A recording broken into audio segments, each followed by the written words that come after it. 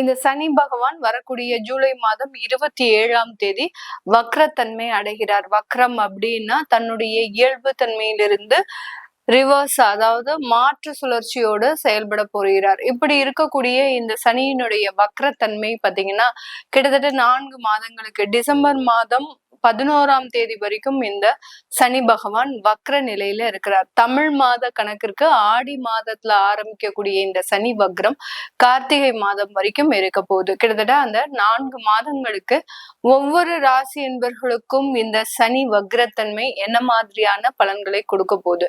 சனி அப்படின்னு சொன்னாலே நீதிகாரகன், கர்மகாரகன், தொழில் ஸ்தானத்திற்கு உண்டானவர்.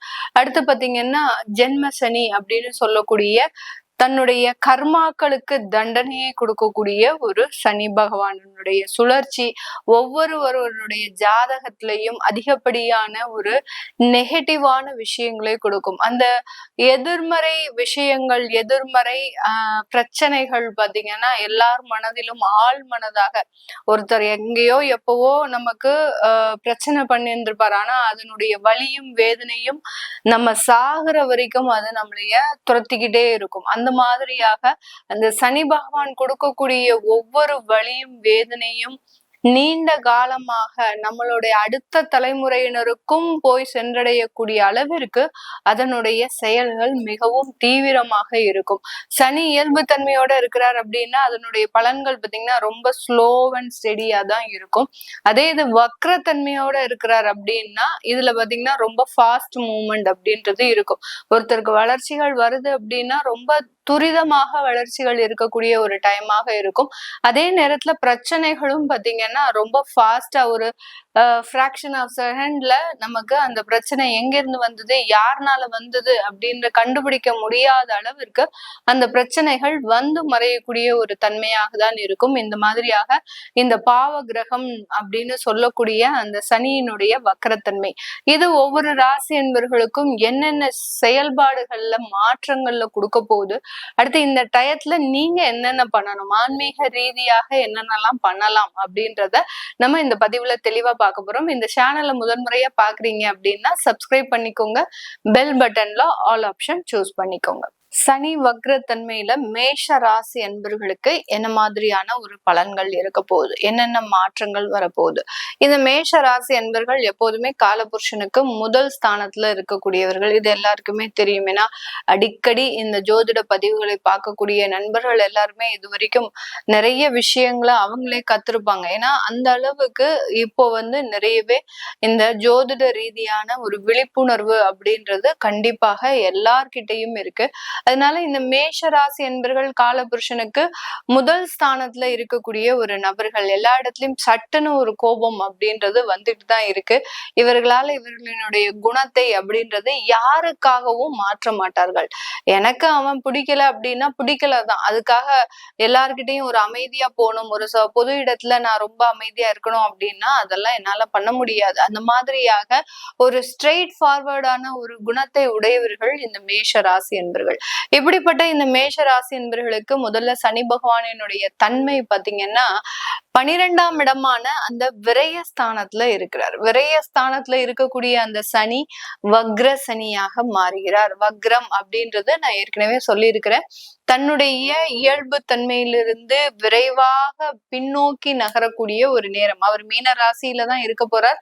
தன்னுடைய பாகை கணக்குகள்ல ரிவர்ஸ்ல போகக்கூடிய ஒரு தன்மை தான் இந்த சனியினுடைய வக்ரம். இப்போ இந்த மேஷ ராசி என்பர்களுக்கு 12ஆம் இடத்துல விரய வக்ர சனியாக இருக்கிறார். இந்த விரய வக்ர சனி மிக அதிகமான ஒரு விரயங்களை கொடுக்கறதுக்கு உண்டான ஒரு நேரம். எல்லா இடத்துலயும் சில கடன் சம்பந்தப்பட்ட ஒரு அதிகப்படியாக கடன் சம்பந்தப்பட்ட சில தொந்தரவுகள் அதிகரிக்கக்கூடிய ஒரு நேரமாக இருக்கும். இப்ப இந்த மேஷ ராசி என்பர்கள் இந்த காலகட்டம் அந்த குடும்பம் ரீதியான சில செலவுகளை தவிர்க்க முடியாமல் செய்யறதுக்கு உண்டான ஒரு காரண கட்டமாக தான் இந்த 4 மாத காலம் இருக்க போகுது. இந்த இடத்துல இந்த மேஷ ராசி என்பர்கள் தன்னுடைய வேலை ரீதியான சில விஷயங்கள்ல விரைவாக முடிவெடுக்கக்கூடிய ஒரு நேரம்.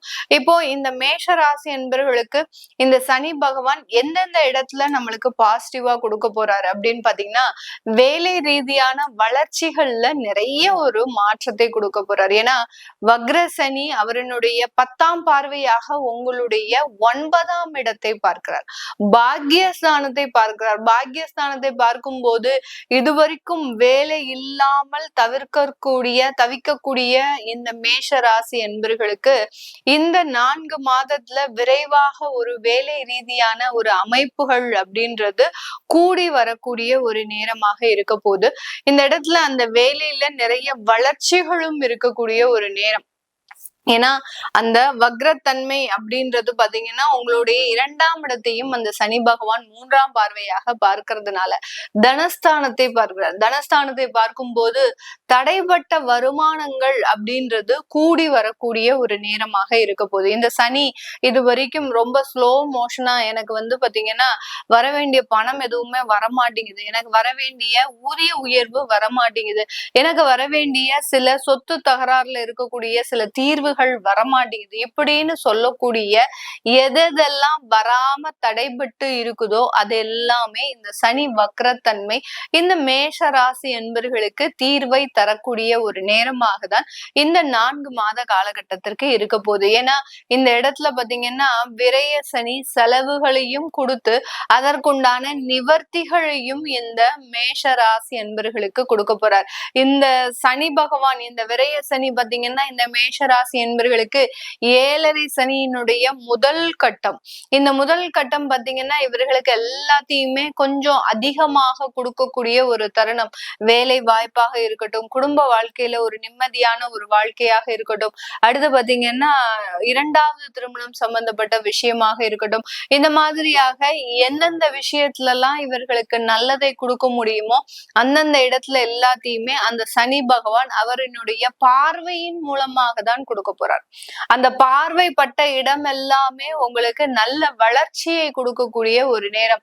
சனி பகவான் 3ஆம் பார்வையாக உங்களுடைய தன குடும்ப ஸ்தானத்தை பார்க்கிறார். அடுத்து பாத்தீங்கன்னா 10ஆம் பார்வையாக உங்களுடைய 9ஆம் இடத்தை பார்க்கிறார். அடுத்து உங்களுடைய 6ஆம் இடத்தை 7ஆம் பார்வையாக பார்க்கிறார். அதனால இந்த 3 இடத்துலயும் இருக்கக்கூடிய சில நிகழ்வுகள் அப்படின்றது மிக விரைவாக நடக்கக்கூடிய ஒரு தருணம். பணம் வருவாய்கள் மிக அதிகமாக கூடிய ஒரு தருணம். லோன் சம்பந்தப்பட்ட விஷயங்கள் அதிகரிக்கக்கூடிய ஒரு தருணம். வேலை ரீதியான உயர்வுகள் அதிகரிக்கக்கூடிய ஒரு தருணம். சில பேருக்கு பாத்தீங்கன்னா எனக்கு வேலையை விட்டுட்டு நான் போய் தொழில் செய்யலான்னு ஆரம்பிக்க போறேன் அப்படின்னா அவங்களுக்கு எல்லாம் ஈஸியா சில ஆப்பர்ச்சுனிட்டிஸ கொடுத்துருவார். இந்த வக்ரத்தன்மை 4 மாதங்களுக்கு தான் இருக்க போது நேயர்களே. அதை மாத்திரம் நீங்க மனசுல கொண்டு சில விஷயங்கள்ல வாய்ப்புகள் வந்தாலும் அதுல நீங்க கொஞ்சம் ஹோல்ட் டவுன் பண்ணி செயல்பட வேண்டியது ஒரு முக்கியமான ஒரு விஷயம் இந்த மேஷராசி அன்பர்களுக்கு. எனக்கு தான் எல்லா வாய்ப்பும் வருது. ஏன்னா மேஷராசி அன்பர்கள் எடுத்தோம் கவுத்தோன்னு முடிவு எடுத்துட்டு ஒரு உயரத்துல இருப்பாங்க. அங்க இருந்து கீழே வர்றதுக்கும் பயம். அடுத்து பாத்தீங்கன்னா அங்க இருந்து சில முடிவுகளை எடுக்கிறதுக்கும் பயப்படுவாங்க. அந்த மாதிரியான சில விஷயங்களை, அதாவது நுனிப்புள்ள ஆய்ந்த மாதிரி தான் சில விஷயங்களை இந்த மேஷராசி அன்பர்கள் செய்வாங்க. ஒரு ஆழ்ந்த ஒரு சிந்தனையோடு செய்யக்கூடிய அளவிற்கு அவர்களுக்கு அந்த நேரம் கிடையாது. அதே மாதிரி அந்த உழைப்பை மட்டுமே நம்புறதுனால சில விஷயங்கள்ல இப்படி இருப்பாங்க. இப்படி இருக்கக்கூடிய காலகட்டத்துல நான் சொன்ன மாதிரி நீங்க தொழில் ஆரம்பிக்கணும் அப்படின்னு நினைச்சீங்க அப்படின்னா அதை செய்யக்கூடாது. அதை செய்யறதுக்கு நீங்க சில கால அவகாசம் அப்படின்றது தேவை. ஏன்னா இப்போ உங்களுக்கு தொழில் வாய்ப்புகளை சனி பகவான் கொடுக்க போறார். அதே இடத்துல அந்த தொழில் வாய்ப்புகளை அழிக்கிறதுக்கு அடுத்து டிசம்பர் மாதத்துல இருந்து நம்ம ராகு பகவான் நிழல் கிரகம் வந்துகிட்டே இருக்கிறார். அதனால தொழில் வாய்ப்புகளை கொஞ்சம் கொடுத்தாலும் அதுல ரொம்ப ஸ்லோ டவுனா நீங்க செய்யறதுதான் உங்களுக்கு நிறைய ஒரு மாற்றத்தை கொடுக்கும் இந்த மேஷ ராசி என்பர்களுக்கு. அடுத்து வெளிநாடு வெளியூர்ல இருக்கக்கூடியவர்கள் உங்களுடைய இடம் மாற்றத்தை நீங்க இந்த காலகட்டத்துல செஞ்சுக்கலாம்.